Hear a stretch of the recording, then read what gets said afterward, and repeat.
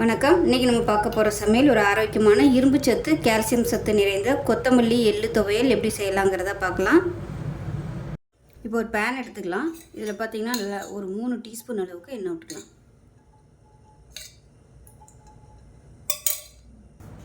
எண்ணெய் நல்லா சூடாயிருச்சு. 2 டேபிள் ஸ்பூன் கடலைப்பருப்பு சேர்த்துக்கலாம். அதே போல் 1 டேபிள் ஸ்பூன் உளுந்து சேர்த்துக்கலாம். இது வந்து லேசாக வறுத்துக்கலாம். இப்போ இதில் ஒரு 3 சின்ன வெங்காயம் சேர்த்துக்கலாம். ஒரு 5 பல் பூண்டு சேர்த்துக்கலாம். ஒரு 10 வரமிளகாய் சேர்த்துக்கலாம். காரத்துக்கு தகுந்த மாதிரி வரமிளகாய் சேர்த்துக்கோங்க. பச்சை மிளகாய் சேர்க்குறனாலும் சேர்த்துக்கலாம். இப்போ இதில் சின்ன சுண்டைக்காய் சைஸுக்கு புளி சேர்த்துக்கலாம்.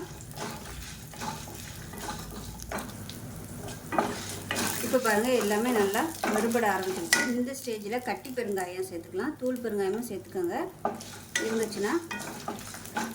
அந்த பெருங்காயம் நல்லா அப்படியே அந்த எண்ணெயில் பொரிஞ்சு வரட்டும். இப்போ இதில் நல்லா ஒரு 2 ஸ்பூன் அளவுக்கு எள்ளு சேர்த்துக்கலாம். அதாவது டீஸ்பூனில் 2 டீஸ்பூன் அளவுக்கு எள்ளு சேர்த்துக்கோங்க. வெள்ளை எள்ளு இருந்தாலும் நீங்கள் சேர்த்துக்கலாம். எள்ளு கடைசியாகவே சேர்த்துக்கோங்க, ஏன்னா டக்குன்னு அது ஃப்ரை ஆயிரும், அப்புறம் ரொம்ப கசப்பு வந்துடும். இப்போ ஒரு கட்டு அளவுக்கு கொத்தமல்லியில் சேர்த்துக்கலாம். சேர்த்துட்டு கேஸ் அமர்த்திடுங்க. ரொம்ப வதக்கணும்னு அவசியம் இல்லை, அந்த சூட்டிலே கொத்தமல்லி வதங்கினா போதும். இப்போ கொஞ்சமாக உப்பு சேர்த்துக்கலாம். இப்போ இது எல்லாம் ஆறட்டும். ஆறினதுக்கப்புறம் தண்ணி ஊற்றாமல் நல்லா கெட்டியாக அரைச்சிட்டு பார்க்கலாம். தேவைப்பட்டால் மட்டும் கொஞ்சமாக தண்ணி விட்டுக்கோங்க.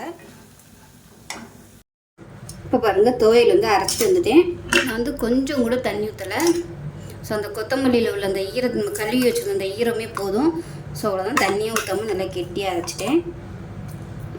டேஸ்ட்டு வேறு லெவலில் இருக்கும். நார்மலாக நம்ம எள்ளு போட்டு பண்ண மாட்டோம். இந்த மாதிரி எள்ளு போட்டு பண்ணும்போது டேஸ்ட்டு நல்லா சூப்பராக இருக்கும், நல்லா ஹெல்த்தியாகவும் இருக்கும். ஸோ எள்ளு வந்து எந்த அளவுக்கு சேர்க்குறோமோ அந்தளவுக்கு நல்லா இரும்பு சத்து அதிகமாகும், ரத்தம் வந்து நல்லா வரும். சாதத்தில் போட்டு பரட்டி சாப்பிட்டிங்கனாலும் சூப்பராக இருக்கும். நெய் இல்லை நல்லெண்ணெய் ஊற்றி சாப்பிட்டிங்கனாலும் அட்டகாசமாக இருக்கும். இட்லி, தோசை, சப்பாத்தி கூட தொட்டுக்கலாம். இதில் விருப்பப்பட்டால் கொஞ்சமாக நீங்கள் தேங்காய் கூட சேர்த்துக்கலாம். தேங்காய் சேர்க்கலைன்னா அளவு வந்து கொஞ்சமாக வரும், தேங்காய் சேர்த்திங்கன்னா கொஞ்சம் கூட வரும்.